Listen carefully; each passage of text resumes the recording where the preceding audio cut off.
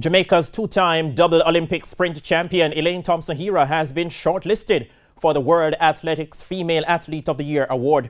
Thompson-Herah now holds the title of fastest woman alive, following her national record of 10.54 seconds in August in Eugene, Oregon, the venue for next year's World Athletics Championships.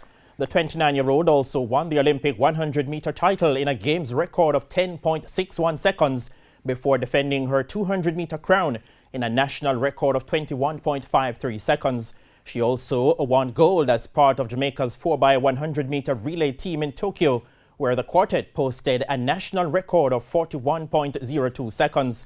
She was also crowned the Diamond League 100-meter champion.